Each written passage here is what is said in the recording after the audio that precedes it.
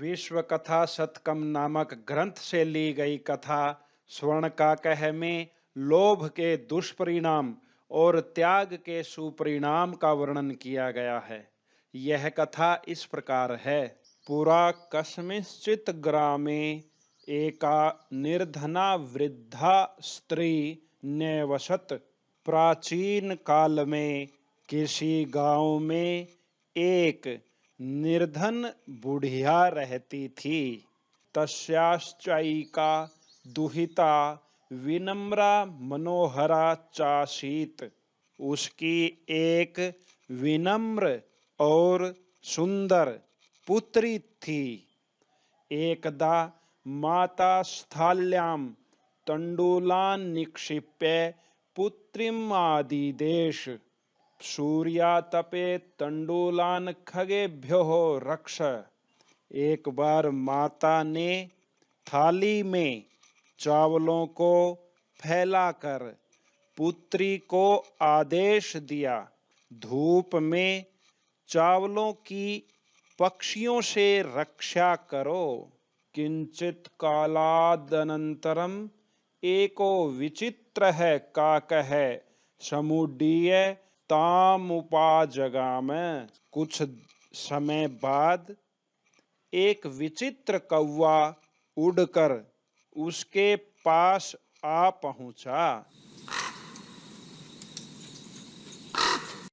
नैतादृशः स्वर्णपक्षो रजतचंचुः स्वर्णकाकः तया पूर्वं दृष्टः। सोने के पंख वाला, चांदी की चोंच वाला ऐसा सुनहरा कौवा उसने पहले नहीं देखा था।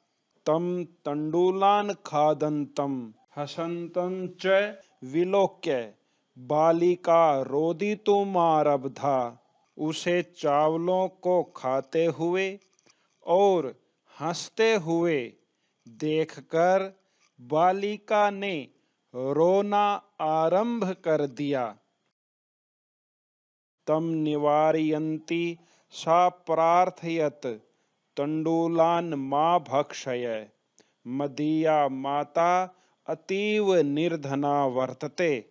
उसको रोकती हुई उसने प्रार्थना की, चावलों को मत खाओ, मेरी माता बहुत अधिक निर्धन है।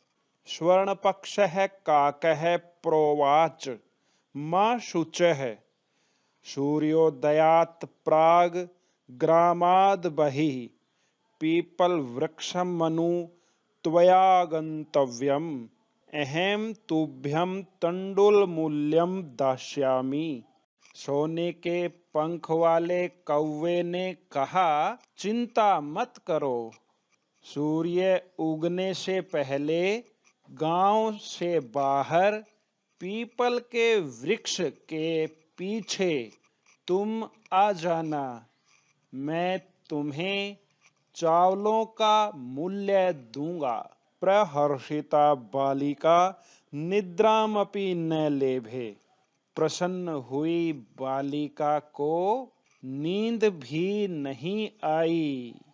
सूर्योदयात् पूर्वमेव सा तत्रोपस्थिता।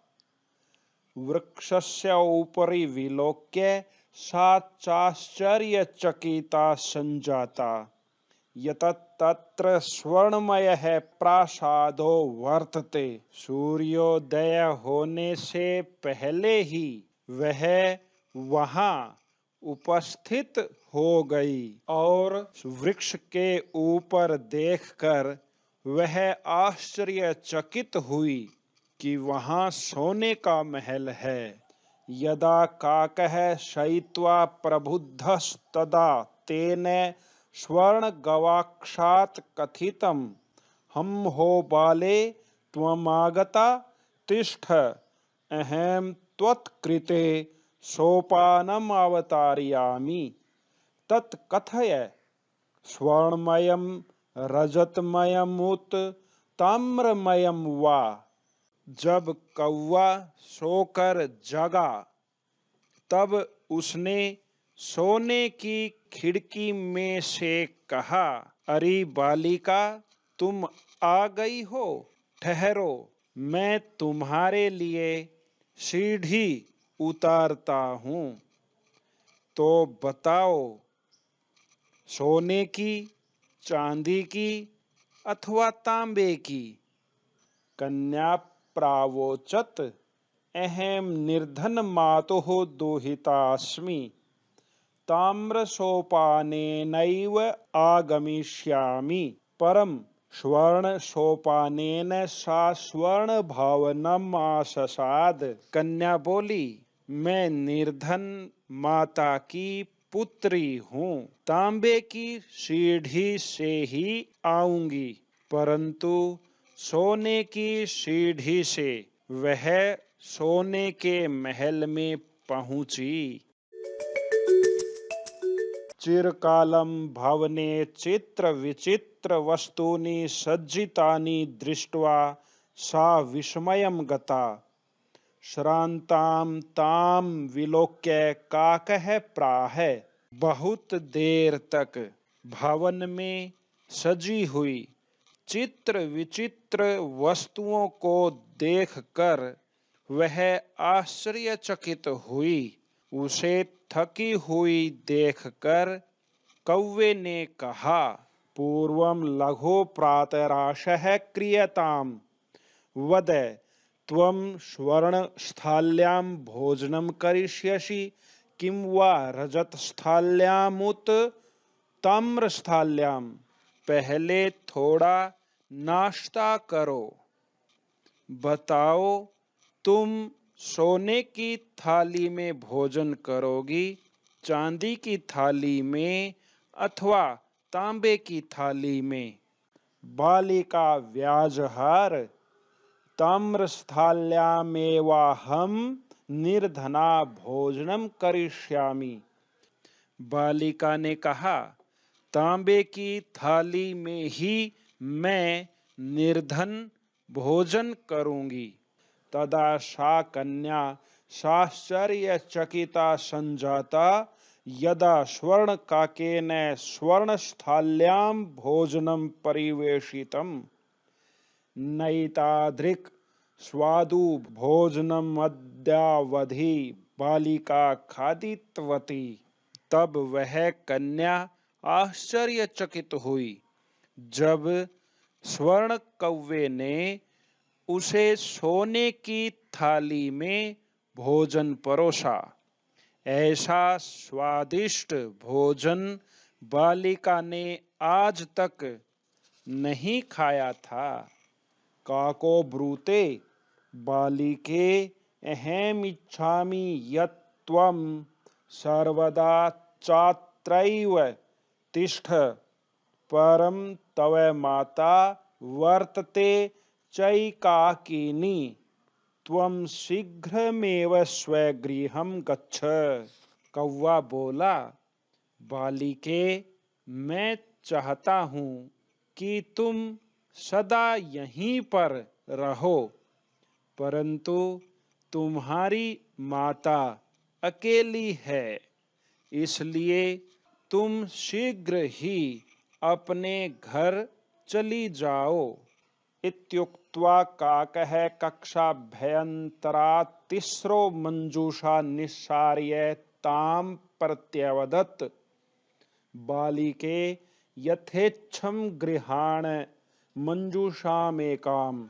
ऐसा कहकर कौवे ने कमरे के भीतर से 3 पेटियां निकालकर उससे कहा, बालिके, अपनी इच्छा के अनुसार एक पेटी ले लो।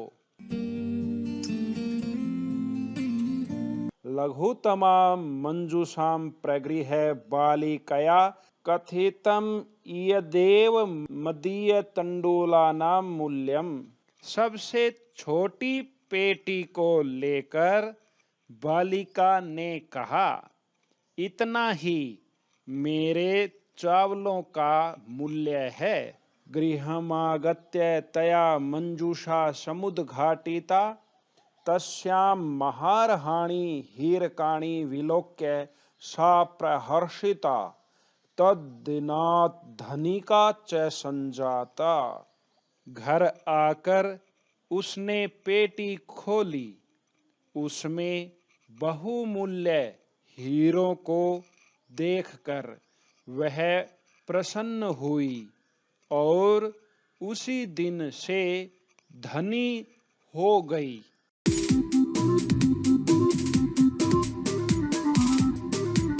तस्मिन्नेव ग्रामे एका अपरा लुब्धा वृद्धा न्यवसत्। तस्यापि एका पुत्री आसीत्।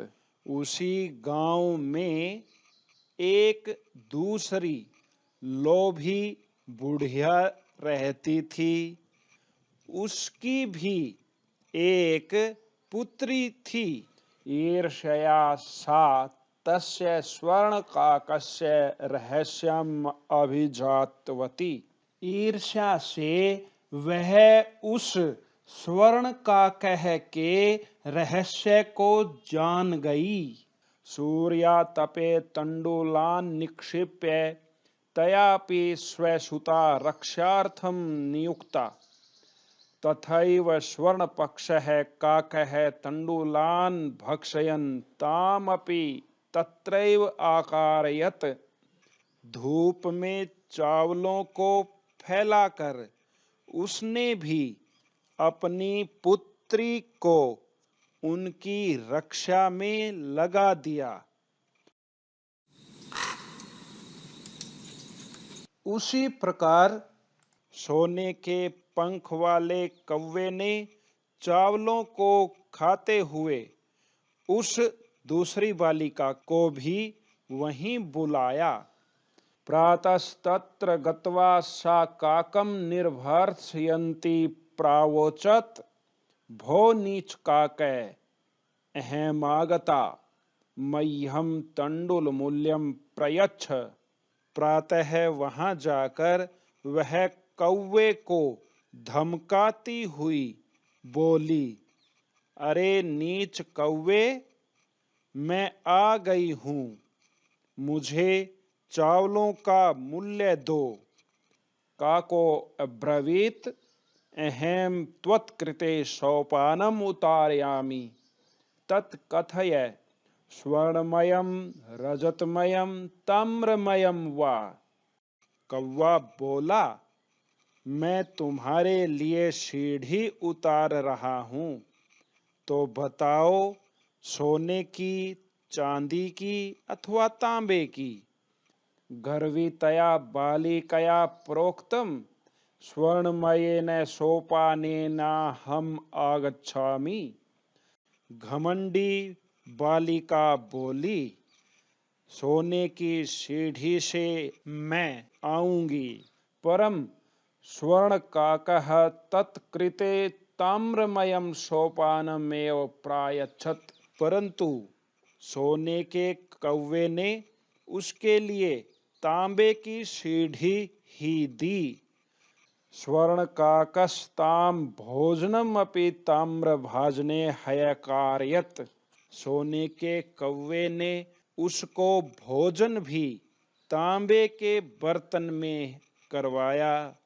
प्रतिनिवृत्ति काले स्वर्णकाकेन कक्षाभ्यन्तरात् तिस्रो मञ्जूषाः तत्पुरः समुत्क्षिप्ताः। लोभाविष्टा सा बृहत्तमां मंजूषां गृहीतवती।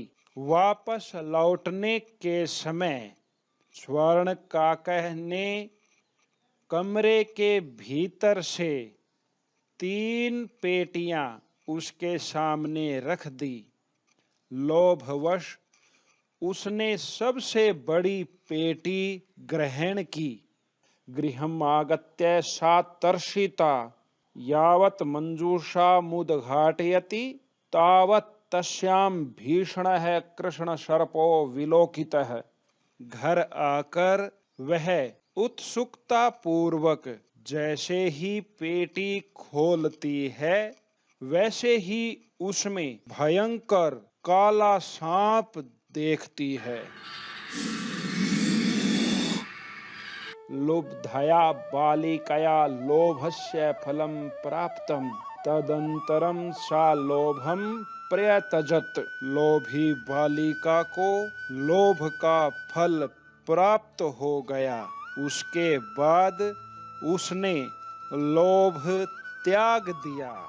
यह थी आपकी कहानी स्वर्ण का कह। इसी तरह की अन्य उपयोगी तथा रोचक पाठ्य सामग्री स्वतः प्राप्त करने के लिए इस चैनल को अवश्य सब्सक्राइब करें। धन्यवाद।